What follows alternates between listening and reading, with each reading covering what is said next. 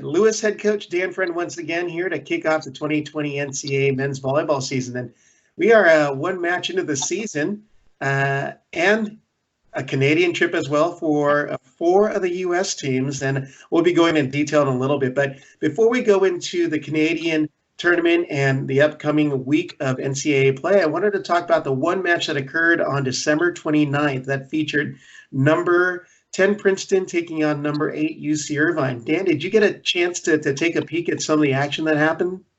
Yeah, I got to watch a little bit online, and I think ultimately, we know Princeton loves to schedule tough early in the year, and so it wasn't surprising that Sam found a way to squeeze a game in before January 1st, and so I think you certainly saw some of the main pieces for Princeton out there, and as well as Irvine, and like you said, a tight first game, back and forth in terms of good, solid play. And then my guess, just early in the year, I think, Irvine was a little bit more solid, just ball control all the way around and made a few less errors, throughout that match. And ultimately, Sam moved a couple pieces here and there. And ultimately, you're seeing George in the right side and in the middle. And I think they had another match just a few days ago, but it was an exhibition with Pepperdine. Right. And then I think they've got another one coming up. But I think Sam's probably getting a feel for his lineup as well as Niffin is at Irvine. Right. On the Irvine side of things, it's just good to have Joel Schneidmiller back because, the Anteaters lost him the first conference match of last year, which happened to be against Hawaii. So that's a big piece to be losing. And he definitely had some uncorked bombs that he let go that night. And it's good to see that strength of the pin for Irvine. And there's definitely some new faces on the Irvine side of things, and everyone's feeling out their lineups. And then, as you were saying about Sam, they were their second practice in before coming out on this trip. So, they're definitely getting the school of hard knocks right off the bat. Right, he loves challenging himself, and I think he's got definitely some great pieces returning with that group and plugging a couple of new freshmen in there. So I'm certainly they're trying to figure out what the best dynamic was. And I know Sam's goal. They just want to be great when that conference rolls around, and that's why he's probably going to show some pieces so they get some high-level reps and against some other guys. And so, yeah, he had this really solid core, and obviously, in human being as huge as he is, being at the opposite in the middle. But Greg Luck played some middle for him, but Jared Nelson and Parker Dixon played extremely well also. So they definitely were. If they were, shaking cobwebs off, they looked pretty good for a first match. Yeah, I bet you it was fun to watch in person. I think two teams that are certainly top 10 teams and are going to be in the hunt at the end of the year, and so it was probably a fun one to be at in terms of just seeing it live. Yeah, interesting crowd there. I was surprised. I thought it'd be maybe 100 in the venue, but it listed at 600 in the Brent Event Center. So, it was more full than I thought, and it was an energetic crowd. I think the people are excited for men's volleyball to happen. There's a good buzz, so I'm excited to get the season going. We got a lot of great games coming up this weekend already. Well, speaking of this last week going into the new year, Lewis and your team had an opportunity to partake in, I believe it's the first CanAm challenge since the early 90s, if I remember from the commentators. You're up in Canada playing the CanAm Holiday Showcase from December 28th through the 31st. For Canada, you had Ryerson University, University of Alberta, Trinity Western, and McMaster. Kind of a bummer. Canada won us out 7-5 in the head-to-head USA matchup, from what I understand. No. It ended in a tie, 7-7. Oh, did it? Yeah. It was a tie, 7-7. So, but I think they might have the game count head. They won more sets, I think. I didn't figure it all out. There were a lot of sets played. Oh, they were going by sets. I was going to head-to-head matchups, because there are a few 5-setters. But yeah. I wanted to get your thoughts on that tournament because I was watching online, and they really they put a lot into this production quality thing to promote this event.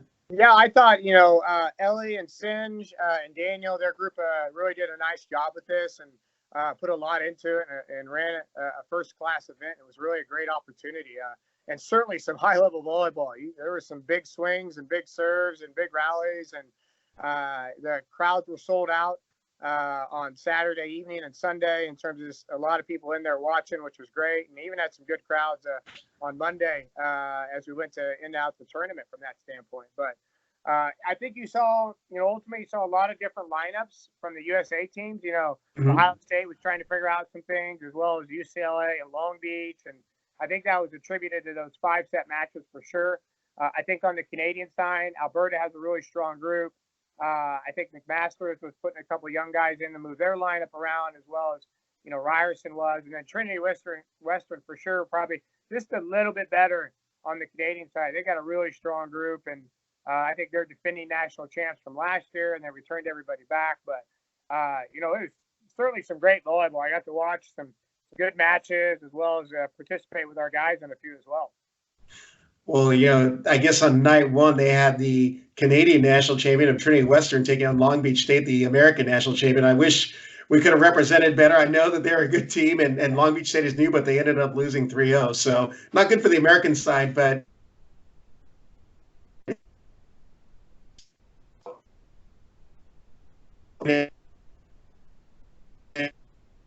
it by sets, but on matches, it looked like Lewis went 2-1. And Ohio State went 2-1. Yeah. So I think we had our first match. We were matched up with Ryerson and got a good win in 3, and then McMaster on the second time and won in 3, and then ultimately played Trinity Western on our last and lost in 3. But it was great for our guys. We mixed the lineup a little bit on the last match and kind of played a solid group before that. Ohio State, ultimately they had I think it was a 5-set win and a 4-set win on their side. Yeah. And then I can't remember if they lost in 3 or 4, but certainly, there's a little bit of the energy about, hey, Jake Haynes is off, but they got a solid group of guys, and Kevin's doing a nice job of figuring out which pieces are going to work well for them. And I think they're going to be a formidable team as you get into conference play for sure, if not before then. And UCLA had a great win at the end against Alberta in 5. Alberta's a strong team, and I think UCLA had a couple of their young guys that really stepped up for them and played some high-level volleyball. And Long Beach as well. I think Long Beach had a great win. The one piece, they had some guys in and out for them, but their setter did a nice job for them. Rivera, it really ran a good show for them, I thought, which was really good to see. Well, that sounds like, obviously there was the energy, and like I said, the people were there to support the event, which is great to see. And it was just shocking that this hadn't been done more often for almost 30 years now, from what the commentators are saying. Well, I think, just so everybody knows, I think it might have been a little later than that. I think I went to a CanAm challenge in early 2000 out of Alberta ran. But I think the rule came down NCAA-wise in mid-2000s where the D1s couldn't travel outside of 400 miles unless you were Hawaii or BYU. Mm-hmm. And then you couldn't fly in the non-championship season. And so it really kind of put this tournament where it couldn't happen. Because there used to be like the CanAm Challenge in Alberta and the Dino Cup in Calgary. And there used to be a few of these tournaments in the fall. And so it made it really challenging. And what you've seen over the years is the Canadian teams would be coming to the U.S. or like, mm-hmm. one U.S. team might take a trip up to, like McMaster, or like we went up to Alberta a few years ago and you'd train over the New Year's or something like that. So I certainly an old format with a new spin to it from this group, and they're doing a nice job, and I'm sure they can continue to do that and kind of work off what they did and continue to get some great matches going on in the future. Oh, for sure. So some key takeaways for you. Who are some of the key U.S. players that really performed well? You mentioned Carlos Rivera from Long Beach State, the center, but maybe like 2 or 3 other names that really stuck out performance-wise. Well, I would say the UCLA center. It's my first time seeing him. Matt Stenson? Yeah.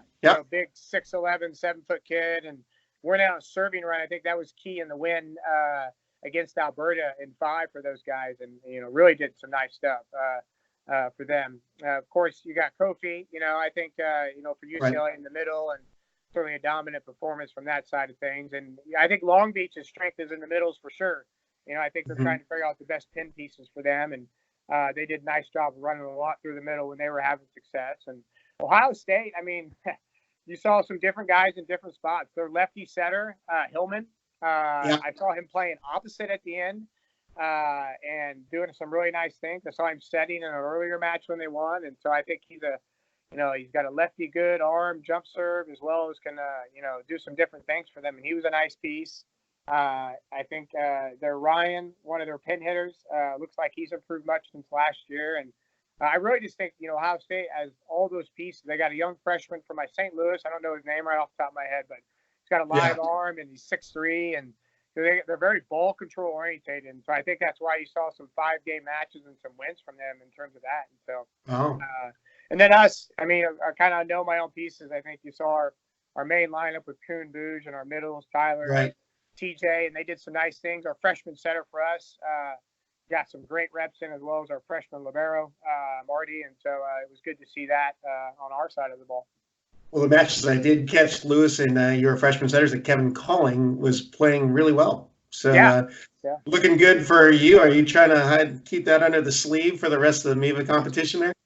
No, there is no under the sleeve right now. You know, I think I'm just still trying to figure it out a little bit. So I think that I was a little mixed feelings. You go up in that tournament, you're 1 day of practice, you know, where are you going to be at when you get up there? You haven't really got to train some, but between the format they did and the opportunity to play some really high level volleyball, I thought it was really good. It was a really good test. We got a lot of great feedback from our guys. And so, and I think some of the other USA teams kind of felt the same way. They were really kind of, it's a different type of reps. You're not just in practice against your own guys. You're like, hey, we're going to play these exhibition competition matches and really see what some other teams. And the next step is being able to take some of that information and work to improve your team a little bit so that you're ready to go as you get into the season.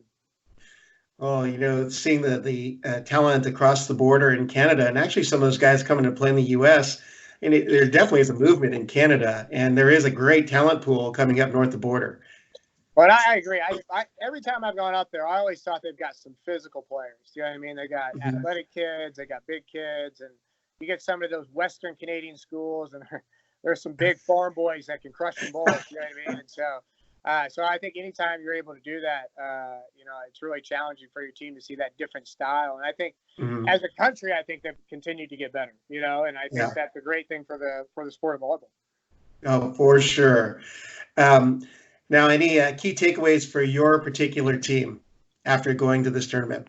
Well, I think for us, I mean, as always, we, you know, some for the listeners to know is that, I mean, you are playing with a different ball when you go up there. You know what I mean? So we're playing with the McMaster, and it's actually the newer McMaster that I think they're going to use at the Olympics. So supposedly that was supposed to be, you know, a hybrid between the old McMaster that they were using and the USA Molten. And so, I mean, for us, you know, a little bit different for sure, especially float serve wise and float receive wise, and most moves a little bit more than the classic Molten that we're playing with right now. And so it almost like it had a little bit more cushion. And so, I mean, that's not really a team takeaway, but just something for the listeners to know in terms of playing with that ball a little bit. I think ultimately for us, I think we've got a couple of things that we want to kind of hone in with connections with our setters. And so we're smoother on offense. Certainly as we get back into this weekend where we're playing, getting back used to the Molten ball and serving and passing with that ball for sure. And we want to get a little better at our first tempo defense. That was a big thing for, you know, being able to defend the big middle quick stuff a little bit better. So we're dialed in there. Right. Well, you know, all good stuff coming into week one of the season, which is a good transition